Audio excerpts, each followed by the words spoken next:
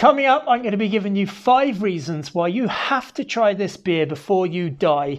It could just be the most iconic beer on planet Earth. I know that's a big statement to make, but this certainly is up there as one of the most iconic beers there is. And it's certainly the most iconic smoked beer on planet Earth, bar none.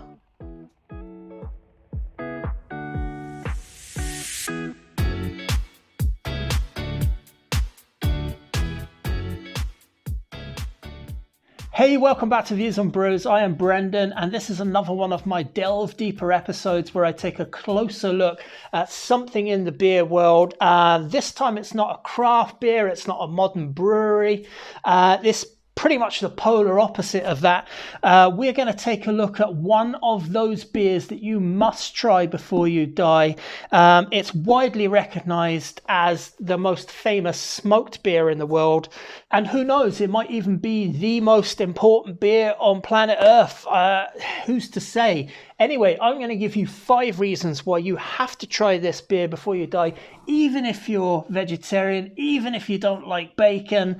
This beer has to be tried by you if you like beer. Okay, so reason number 1 why you have to try this beer before you die. So the Schlenkerla is situated in the UNESCO World Heritage City of Bamberg in northern Bavaria, just north of Nuremberg. And this has been brewed there since 1405 in the same building, in the same way, using the same equipment. That alone is got to be reason enough to try a beer, just to know how a smoked beer was originally brewed and is still brewed today. Okay, so before I give you reason number 2, I think it's high time that I opened the beer and got it into the glass. I'm thirsty and I haven't had one of these beers now in probably a little bit over a year. So I'm excited to try this beer, get it in the glass, and then talk a little bit about it.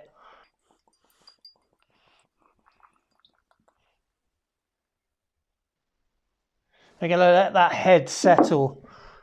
That is one hell of a big head there. I have got to learn to pour these beers better.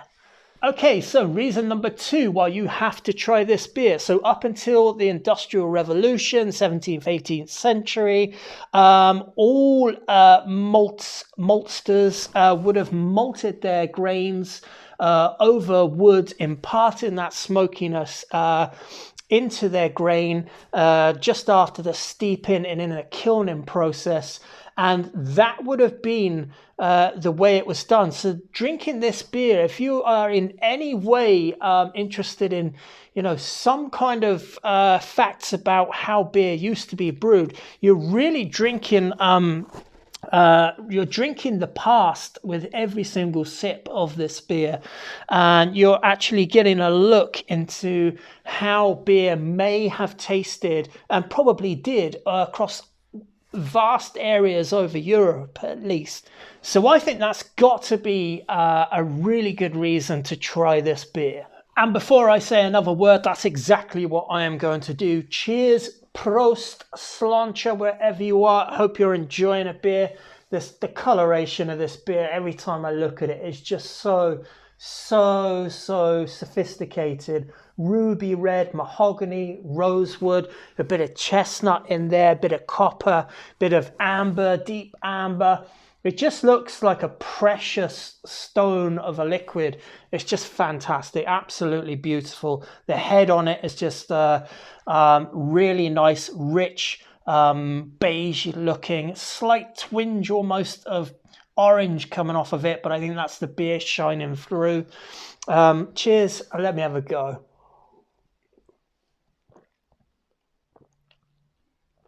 Oh my God, that just tastes so fantastic. I mean, I absolutely love this beer. The quality and the craftsmanship of this beer, it just, every sip you take of it, you really do get a look into why it's so important that all of these traditions of how beer used to be brewed and what these brewers used to do in their processes, they have to be kept. Which brings me on to reason number 3 why you have to try this beer before you die. So decoction mashing is a really good way of increasing the fullness of the beer, the maltiness of the beer, the body of the beer, and really getting absolutely everything out of the grain. Well, Schlenkerla is a perfect example of a decoction mashed beer.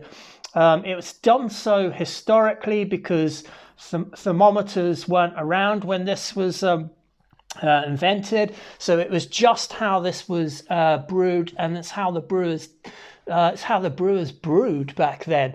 It's done to German purity laws as well. I mean, since 1516, the German Reinheitsgebot was introduced, the Bavarian section anyway.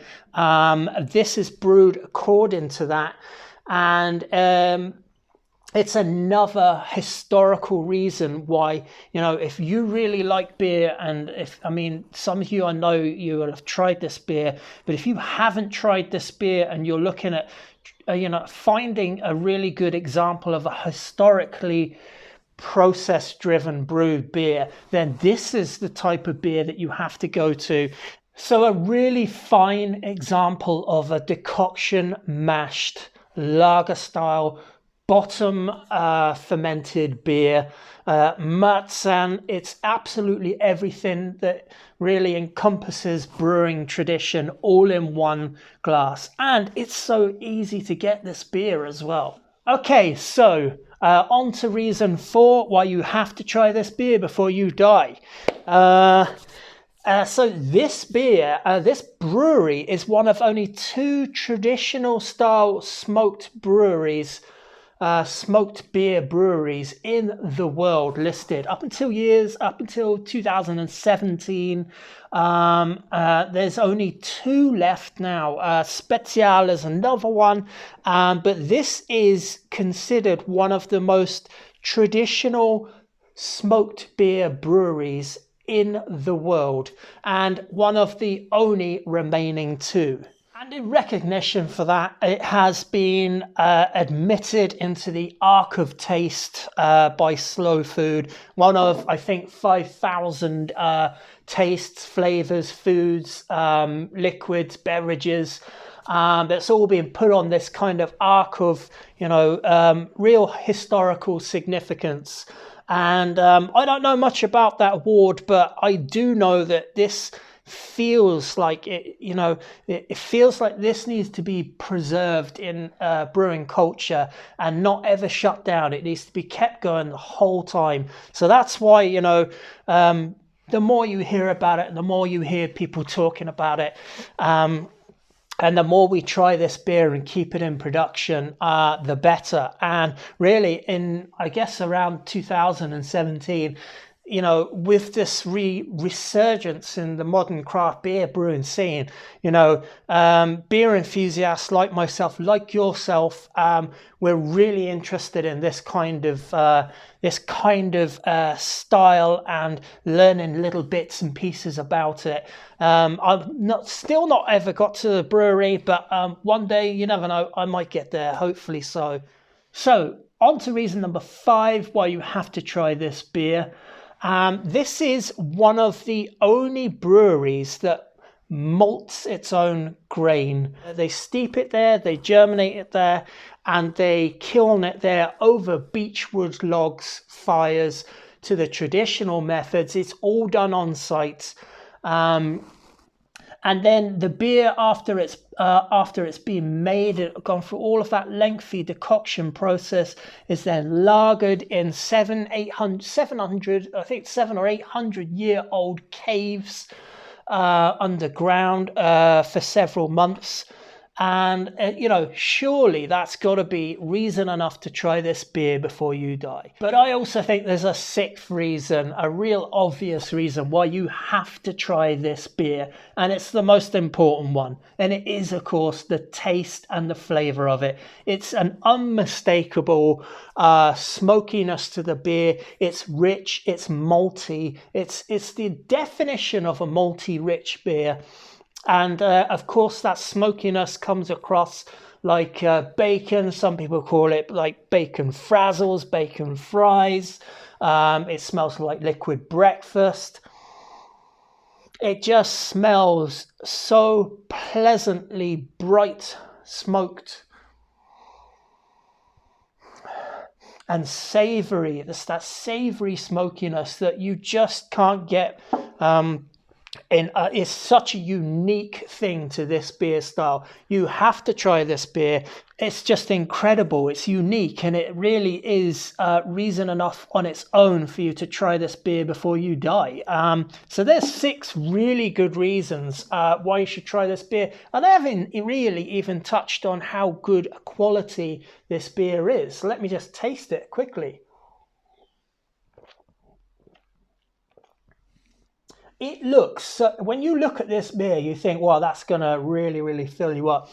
German brewers have this really canny knack of brewing a malty, thick, strong in malt contribution beer, but they maintain the lightness and drinkability and sessionability of the beer because they brew it with a bottom fermented yeast. It's conditioned, it's lagered, it's stored in caves for months on end. So it has that level of body to it that allows you to carry on drinking 3 or 4 pints of this beer.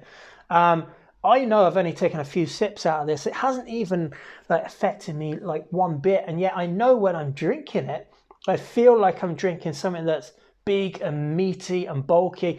It's meaty, really, because that's how it smells.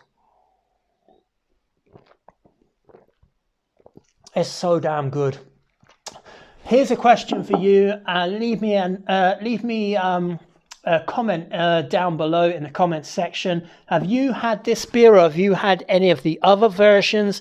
This one is slightly different. We'll be doing that one in a video soon, but unlike these, which are done on beechwood smoked malt, that one is oak smoked malt. That's the Hellas lager, I believe. We've got 2 more coming up, but let me know in the comments below if you've had this beer. How good do you think it is? Do you rate it as one of like the top 5 beers you have to try before you die? I certainly do, and I've absolutely loved finding out a little bit about this beer, delving deeper into what this beer is and how important I think the brewery is in general. Anyway, that's me. That's my 2 cents. That's my view on this brew. And I think it's on to the next one. So cheers, sláinte, prost, and goodbye.